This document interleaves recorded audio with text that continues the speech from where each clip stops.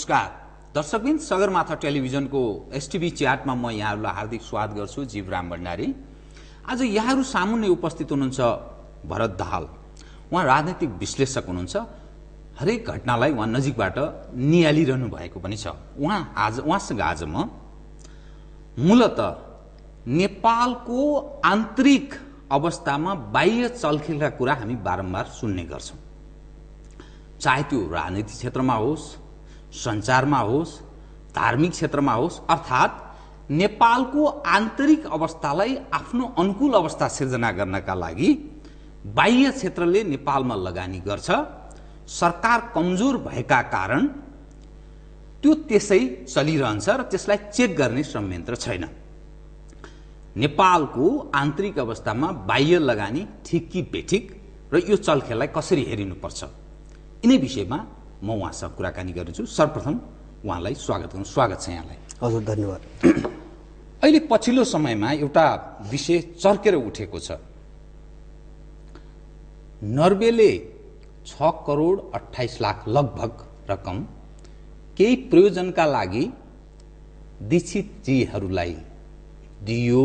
यसले नेपालको आन्तरिक अवस्था खलबल्यायो भनेर नेकपा माओवादी लगायत केही पोलिटिकल पार्टी र नेताहरू कराएको देखियो। यसलाई कसरी हेर्ने? मैले यसलाई कसरी हेर्छु भन्छ भने, जस्तो अहिले दीक्षितजी अथवा माओवादीका रूपमा अब त्यो दुई पक्षसँग विवाद जोडिएको भए पनि सार त यो के हो भन्छ भने, नेपालको राजनीति र यसभित्र विदेशीहरूको जो एउटा तपाईँको रणनीति छ, लामो समयदेखिको रणनीति छ, अब यो एक प्रकारको क्लाइमेक्समा जाँदैछ। जस्तो उनीहरूको निम्ति पनि, जस्तो हाम्रो निम्ति पनि यो सङ्कट हो।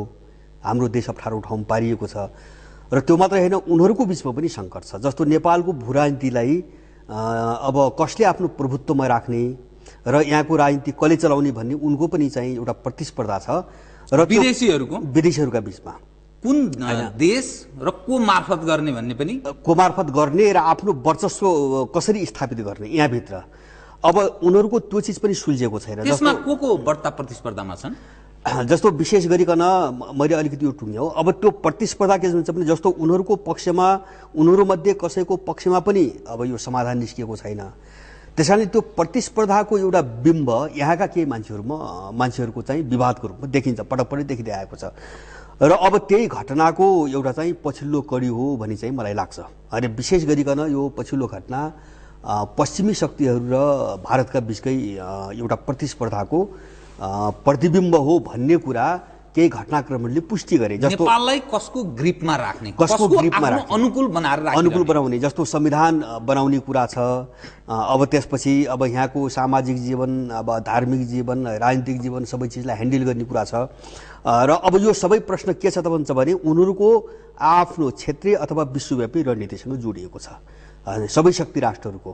अब त नेपालभित्रको विशुद्ध चाहिँ तपाईँको नेपालबाट केही पाउने कुरा मात्रै छैन, त्यहाँ उनीहरूको विश्व रणनीतिसँग पनि जोडिएको कुरा हो।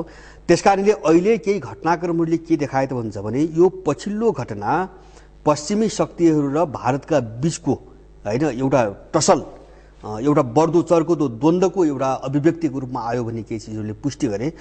जस्तो कनकमणिजीको विषयमा जो माओवादीले केही कागजातहरू बाहिर ल्यायो, अब ती कागजातहरू जस्तो पैसा लिँदै आएको त्यसलाई चाहिँ माओवादी विरुद्ध प्रयोग गरेको भन्ने नाममा जुन कागजहरू उसले बाहिर ल्यायो, अब ती कागजहरू चाहिँ आफूलाई अब भारतको एकदम निकट व्यक्तिका रूपमा परिचित गराउन चाहने होइन काङ्ग्रेसका अब एकजना सांसदले त्यहाँ उपलब्ध गराएका रहेछन्। त्यसकारणले गर्दाखेरि यो द्वन्द्वभित्र चाहिँ तपाईँको अब पात्रको रूपमा यहाँभित्रका मान्छेहरू देखा परे पनि द्वन्द्व वास्तवमा बाहिरी शक्तिको हो भने चाहिँ म बुझ्छु।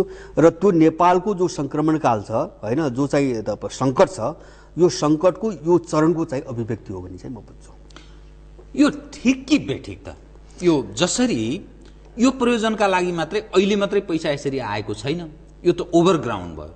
यस्ता त अरबौं लगानी भएको छ, चाहे सञ्चारलाई प्रयोग गर्ने नाममा होस्, चाहे राजनीतिक वृत्तमा होस्, धार्मिक वृत्तमा होस्, सामाजिक हरेक एडभोकेसी गर्ने नाममा पनि आएका छन्। यो ठिक कि बेठिक?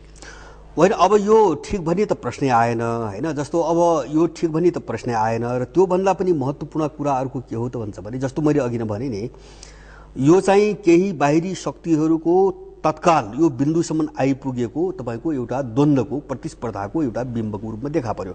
किन भन्छ भने यो कुरो त सबैलाई थाहा छ। जस्तो अब यो हुँदै आएको छ भने सबैलाई थाहा छ, ए माओवादी पनि अनभिज्ञ छैन र स्वयं उसले पनि नेपालको राजनीतिलाई दूषित बनाउनुको निम्ति तिनै पश्चिमाहरूबाट थुप्रो रकम खाएको कुरो बारम्बार आएका छन्। के अरे 62-63 सालको आन्दोलनको पूर्व सन्ध्यामा अरबौं रुपियाँहरू चाहिँ आएका कुराहरू सार्वजनिक भएका हुन् र अहिले पनि आइरहेका छन्। र अब म के देख्छु भन्छ भने यो घटना बाहिर आउने बित्तिकै नर्वेजियन राजदूतहरू, ब्रिटिस राजदूतहरू जसरी एकदम हामफाम गर्दै होइन अब भेटघाटमा दौडिए, विशेष गरिकन प्रचण्ड कहाँ दौडिए। तर यो सबै चिज थाहा छ।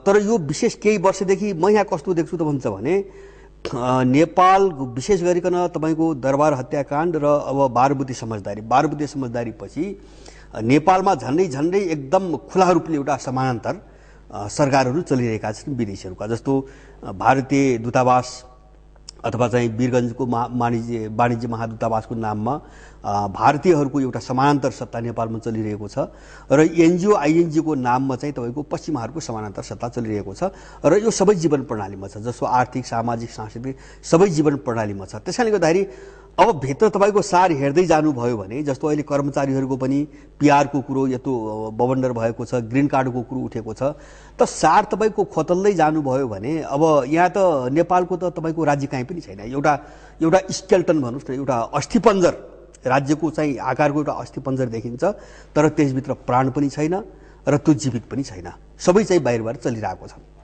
त्यसैले गर्दाखेरि अब यो समस्यालाई बुझ्न सकिएन, यो समस्यालाई राम्रोसँग हेर्न सकिएन भने नेपालको यो समस्या हल हुने त कुरै छाड्देऊ, हामीले बुझ्न नपाउँदै, कतिपय दृश्यहरू हामीले देख्न नपाउँदै नेपाल चाहिँ एउटा ठुलो अप्ठ्यारो ठाउँमा पुग्ने अब अवस्था चाहिँ निश्चित रूपमा आउँछ भन्ने लाग्छ मलाई। त यो खतरनाक अवस्था, यहाँ एउटा विश्लेषक पनि जुन तस्बिरको यहाँले चित्रण गर्नुभयो, यसले त हामी सबै हिसाबले समाप्त छौँ।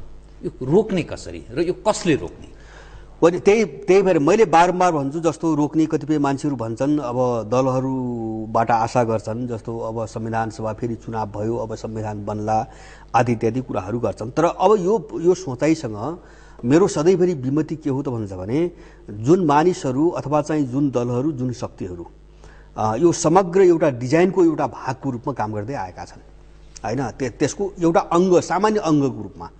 जस्तो 12 बुँदे पछाडिकै तपाईँको सबै परिदृश्य हेर्नुभयो भने अब जसलाई हामीले दल भनिरहेका छौँ, जो सत्तामा छन्, यिनीहरू आखिर त्यसको एउटा भागहरू हुन् र त्यो परिधिभन्दा बाहिर जान सक्ने अवस्थामा छैनन्। त्यो कमिटमेन्ट भएको छैन सबैको बिचमा। दलदलमा फसेको छ, दलदलमा फसेका छन्। अनि व्यक्ति राम्रा छन् सबैतिर, व्यक्तिको मैले प्रश्न उठाउनु खोजेको होइन। त्यसकारणले गर्दाखेरि यसको समाधान अब दललाई दबाब दिएर अथवा यस्ता विकृतिहरूलाई नङ्ग्याएर अब यो चिजलाई अगाडि बढ्नबाट रोक्नको निम्ति थोरै चाहिँ तपाईँको अलिकति अवरोध खडा गर्न सकिएला अथवा चाहिँ अलिकति चाहिँ तपाईँको यिनको गतिमा चाहिँ रोक लगाउन सकेला।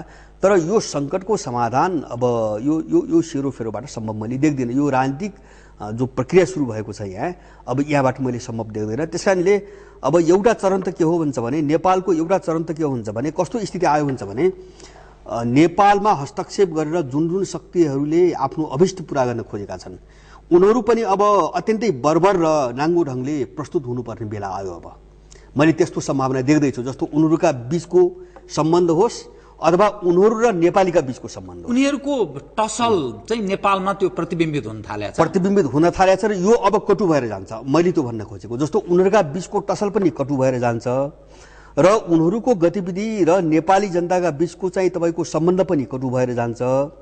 त्यसकारणले गर्दाखेरि अब यो कटुतालाई रोक्न, कटुता भन्छु, यो सङ्कटलाई रोक्ने चिज भनेको हुन्छ भने पहिलो चरणमा यो चाहिँ तपाईँको पर्दाभित्रबाट जति खेलहरू भइरहेका छन्, जस्ता गतिविधिहरू भइरहेका छन्, यसको व्यापक रूपमा भण्डाफोर गर्ने एकदम जरुरी छ। र अब त्यो भण्डाफोरको साथसाथै तपाईँको एउटा राष्ट्रिय आन्दोलनको रूपमा अथवा चाहिँ एउटा नेसनल आइडियोलोजी होइन, एउटा माने राष्ट्रिय स्वाभिमान, राष्ट्रिय अस्तित्व 10 भित्र सबै वर्ग पर्छ, समुदाय पर्छ, भूगोल पर्छ, सबै चिज पर्छ। राष्ट्र भनेको कुनै एउटा चाहिँ अमूर्त चिज मात्रै होइन।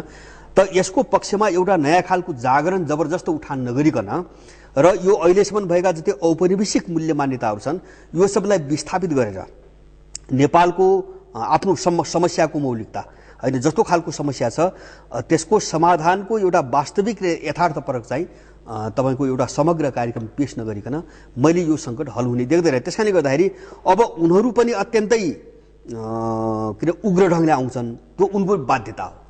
विदेशीहरू पनि त्यही ढङ्गले आउँछ, त्यससँग जोडिएका शक्तिहरू पनि आपसमा त्यही ढङ्गले आउँछन्, हाम्रो विरुद्धमा पनि त्यही ढङ्गले आउँछन्।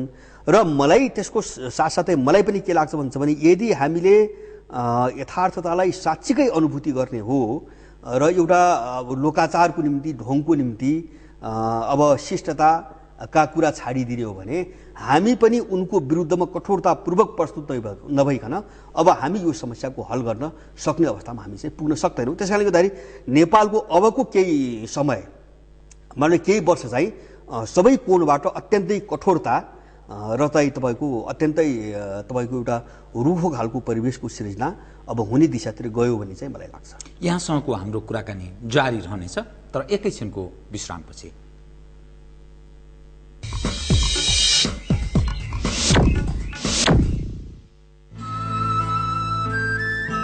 आकर्षक डिजाइन का फैंसी कपड़ा तथा फैशन स्टाइल का लागि G shop multi brand showroom.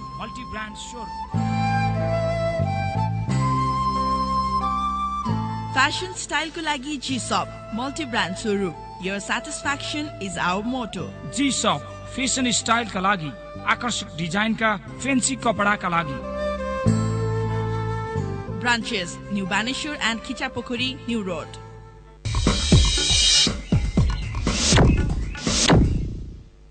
दर्शकबिन पुनः स्वागत छ यहाँहरूलाई। यहाँहरू सामुन्ने उपस्थित हुन्छ भरत दाहाल, उहाँ राजनीतिक विश्लेषक।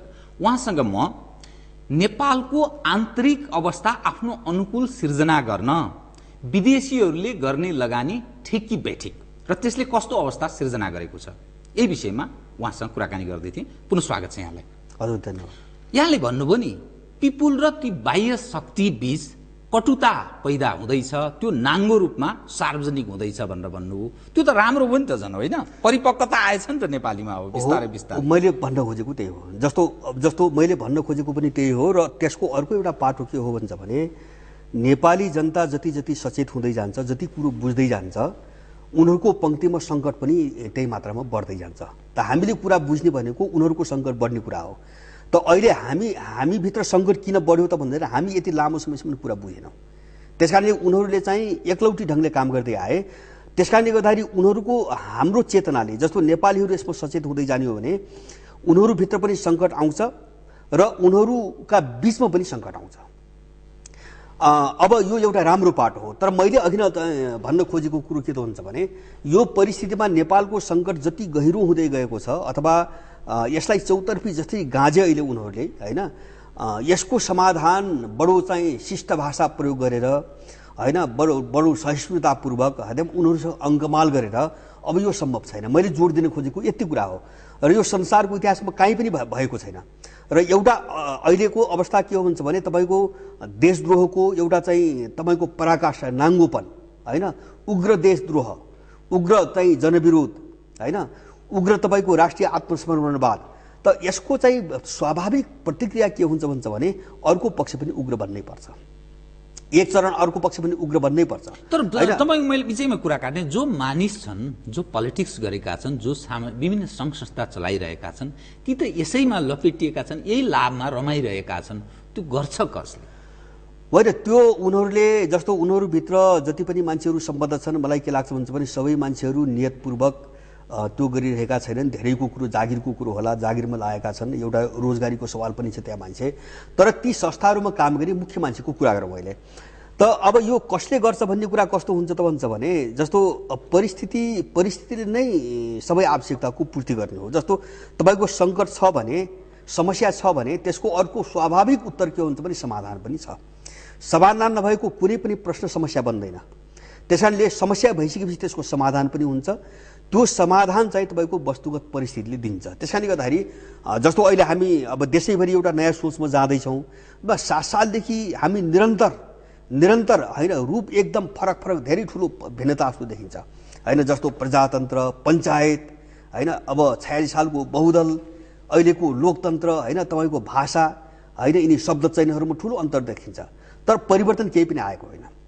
परिवर्तन जस्तो शासन प्रणालीका केही रूपहरू बदल्ने, पात्रहरू बदल्ने, सरकारमा जाने पात्रहरू बदल्ने, अरू परिवर्तन केही पनि यो त हामीले देख्यौँ नि। त्यसैले हामी के सिक्दैछौँ त भन्दाखेरि आखिर हामी 7 सालदेखि हामी कहाँ फसिराखेका छौँ त होइन, के चिजले हामीलाई यसरी घुमाइरहेको छ यिनीहरूको हातबाट। त यो हामी नयाँ ससेसनमा जाँदैछौँ एउटा होइन। यो सङ्कटले एउटा विचार जन्माउँदैछ। मैले अघि नै भने एउटा राष्ट्रिय विचारधाराको जन्म हुँदैछ। यहाँ बिस्तारै विकास हुँदैछ। अब त्यो परिभाषित हुन्छ। आर्थिक क्षेत्रमा त्यो भनेको के, राजनीतिक क्षेत्रमा के, अथवा शासन प्रणालीमा के, सामाजिक सांस्कृतिक जीवनमा के, त्यो परिभाषित हुन्छ। र अब त्यसले एउटा अब ठोस खालको एउटा विचार निर्माण गर्यो भने अब तपाईँको नेतृत्व त्यही जन्मन्छ। त्यसैले गर्दाखेरि अब त्यो अहिले चाहिँ बनिबनाउ रूपमा यो व्यक्ति, यो संस्था अथवा चाहिँ यो मान्छे नै अब यसको वास्तविक नेतृत्व भएर आउँछ भन्ने हामी त्यो कल्पना गर्छौँ। तर थालनी कसैले गर्नुपर्छ, तपाईँ हामी कसैले थालनी गर्नै पर्छ यो। र अब यसै बिचबाट एउटा लिडरसिप जन्मिन्छ। र मलाई के लाग्छ भन्छ भने अब यो परिस्थिति जुन हामीले देखिरहेका छौँ, अब यही स्वेच्छाचारितापूर्वक अरू 1 वर्षसम्म यो अगाडि बढ्ने सम्भावना मैले देख्दैन। यसमाथि ब्रेक लाग्छ र त्यो लगाउनै पर्छ भन्ने चाहिँ मलाई लाग्छ। जस्तो कनकमणि दीक्षितजीहरूले 6 करोड 28 लाख लगभग रकम यो विभिन्न प्रयोजनका लागि ल्याएको देखियो होइन। यो त अन्तिम होइन, अर्थात् त्यति मात्रै पनि थिएन र दीक्षितहरू मात्रै पनि होइनन्। यो कसरी सार्वजनिक भयो भन्ने तपाईँको हुन त अलिकति केही तपाईँले बताउनुभयो। तर यस्ता रकमहरू कति हुन सक्छ हाम्रो समाजमा तपाईँको एज अ विश्लेषण हेर्दाखेरि यसो होइन। जस्तो अब यो रकमको मात्रा अब मैले कहाँबाट चाहिँ सामान्यतः अनुमान गर्नुपर्छ भन्छ भने जस्तो पोहोर गत साल पनि यो एनजिओहरूलाई आउने पैसा पारदर्शी हुनुपर्छ, त्यसको चाहिँ अडिट हुनुपर्छ भन्ने कुरा उठेको थियो। त्यो बेला नेपालका सबै एनजिओहरू मिलेर त्यसको विरुद्धमा चाहिँ वक्तव्य जारी गरे। उनीहरूको तर्क के थियो भने कुन विदेशीले यिनलाई पैसा दिन्छ, यिनले त्यो कहाँ खर्च गर्छन्, त्यो कुनै पनि जानकारी सरकारलाई दिन हुँदैन, त्यस्तो नियम बनाउनु हुँदैन भन्ने यिनले विरोध गरे। अब त्यसको प्रश्न अत के हुन्छ भने यिनीहरूले अपराध गरिरहेका छन्। यिनीहरूले देश विरुद्ध अपराध गरिरहेका छन्। किन भन्छ भने कुनै पनि राम्रो नीतिले समाज र देशको सेवा गर्ने मान्छेले हामीसँग पारदर्शिता नखोज भन्दैन होइन। त्यो सामान्य मान्छेले पनि बुझ्ने कुरा हो। अब यसको अर्को एउटा पाटो म देखाउँछु। जस्तो तपाईँको अब सूर्यबहादुर थापा प्रधानमन्त्री भएको बेला वीरगञ्जमा भारतीय वाणिज्य दूतावासको बसाउने कुरा भयो र उनले के निर्णय गरिदिए त भन्छ भने भारतीय राजदूतले अब भारत सरकारलाई अब कुनै चाहिँ हिसाब बुझाउन नपर्ने गरी, नेपालमा कसैलाई जानकारी दिन नपर्ने गरी, कहाँ खर्च गरिन्छ, के गर्न सकिन्छ होइन, सो विवेकमा करोडौँ रुपियाँ चाहिँ तपाईँको खर्च गर्न सक्ने खालको उनले त्यो अधिकार दिलाए। क्याबिनेट डिसिजन भयो, क्याबिनेट अधिकार दिए, सूर्यबहादुर थापाले अधिकार दिए। अब त्यो आधारमा त्यो त एउटा चाहिँ यति करोड भन्ने कुरो त एउटा चाहिँ त्यो देखावटी कुरा भयो। अब त्यसको कभरमा चाहिँ तपाईँको करोडौँ रुपियाँ चाहिँ उसले स्वेच्छाचारितापूर्वक प्रयोग गरिरहेको छ होइन। जस्तो अब कुन क्षेत्र भन्ने पनि छैन।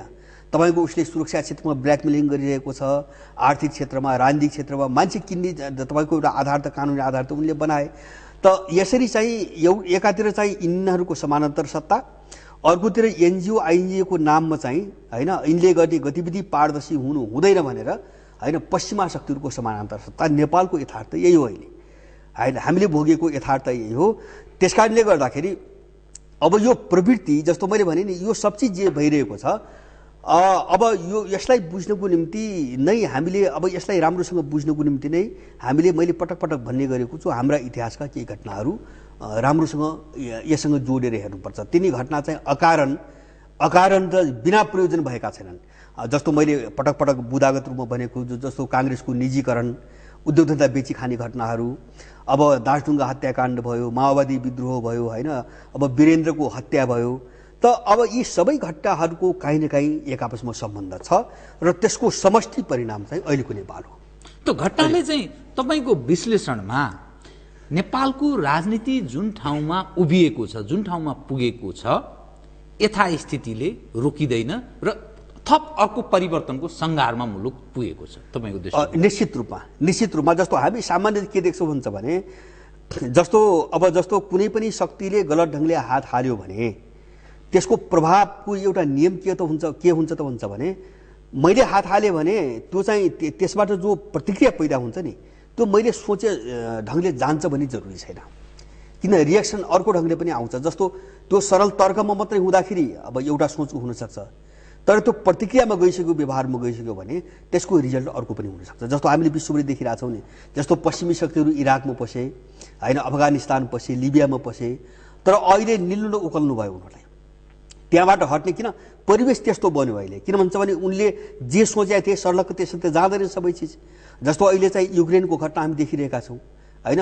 युक्रेनमा यद्यपि चाहिँ तपाईँको अब रुसले चाहिँ क्रिमियामाथि हस्तक्षेप गर्नु, विलय गर्नु राम्रो घटना होइन, तर त्यसको पृष्ठभूमि उनीहरूले कसरी बनाए त पश्चिमावटले भन्छ भने युक्रेनमा निर्वाचित राष्ट्रपतिलाई अपदस्थ गर्न लगाए होइन, युक्रेनलाई कन्ट्रोल गर्ने नाममा अपदस्थ गर्न लगाए, त्यही निमित्त कारण बन्यो।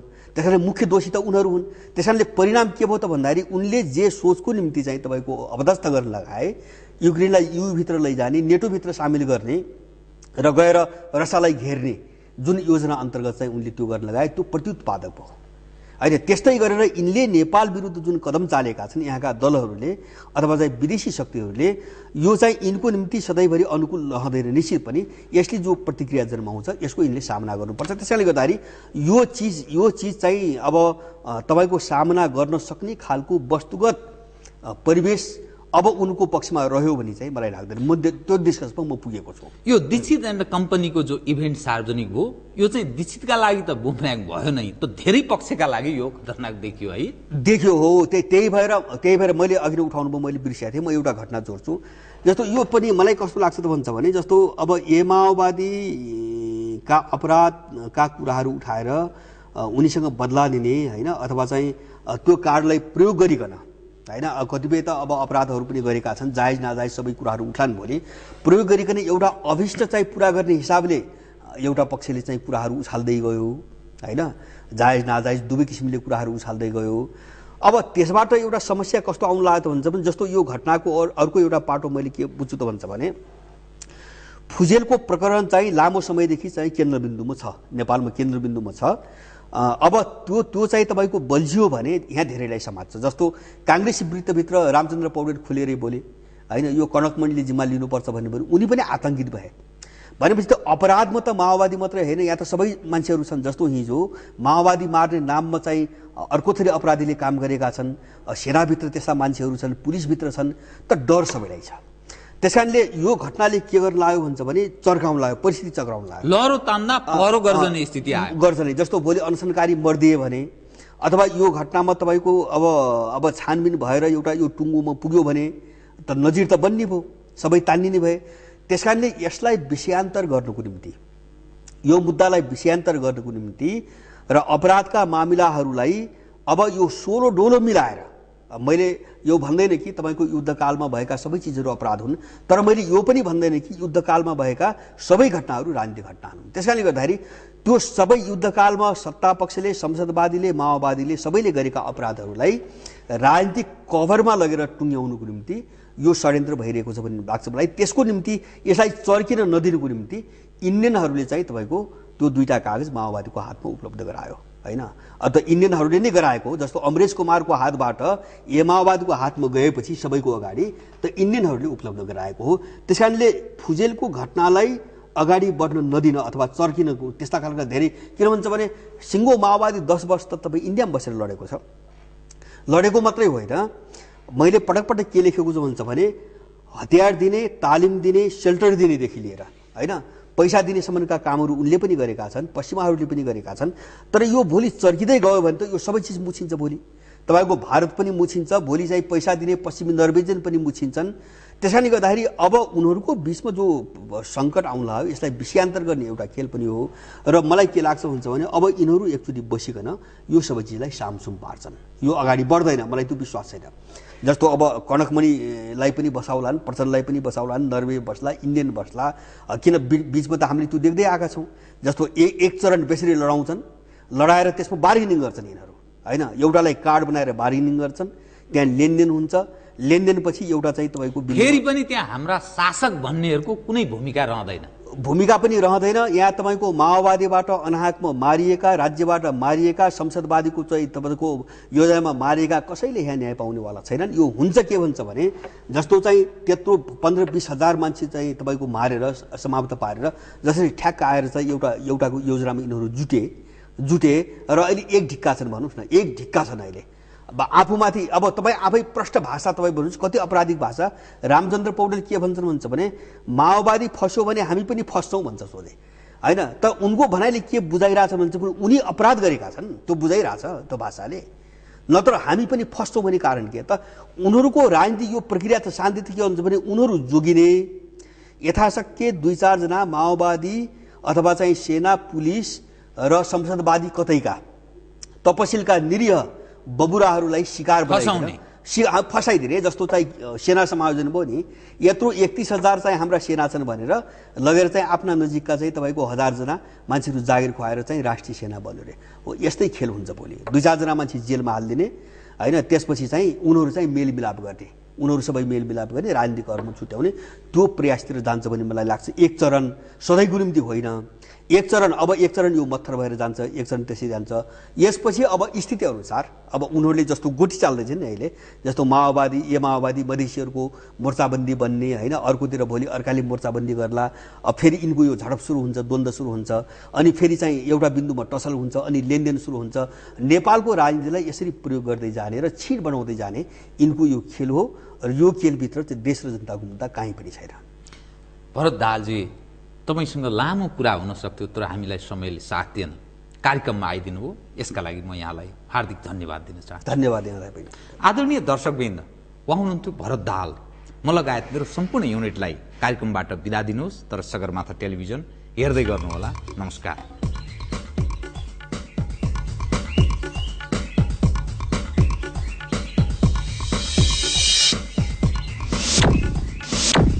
यस कार्यक्रमका प्रायोजक जी शप फेसन स्टाइल का लागि branches New Banesur and Kichapokuri New Road.